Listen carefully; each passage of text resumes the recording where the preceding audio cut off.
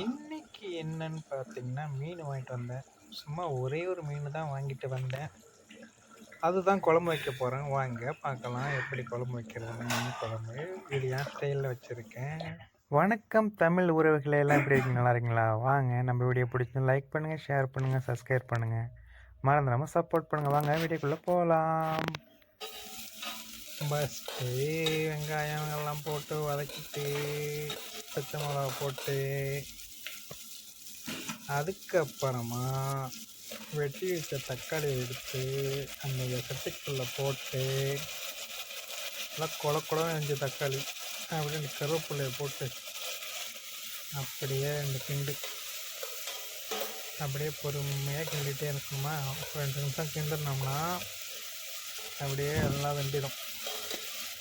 அதுக்கப்புறம் என்ன பண்ணணும்னா, கிரண்டி அப்படியே போட்டுட்டு, அதுக்கப்புறம் மஞ்சப்பொடி எடுக்கணும்.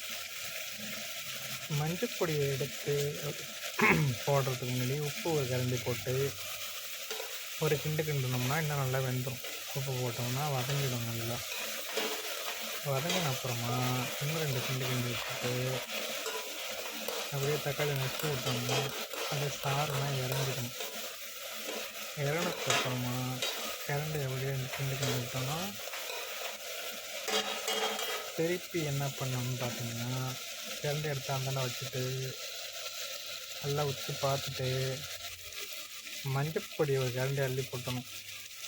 கொட்டு இன்னொரு கொட்டு மஞ்சள் பொடியை போட்ட அப்புறம் மிளகாத்தூள் போடக்கூடாது, மல்லித்தூள் போடணும். மல்லித்தூள் 2 கரண்டி 3 கரண்டி அள்ளி போட்டுட்டு,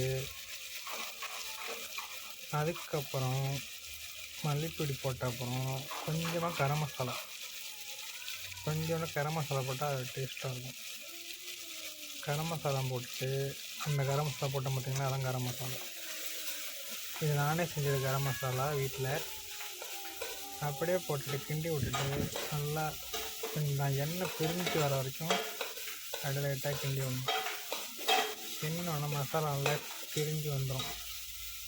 அதுக்கப்புறம் என்ன பண்ணுறீங்கன்னா, சட்டி அடி பிடிக்காமல் இருக்கிறதுக்கு போய் தண்ணி ஊற்றிக்கணும்.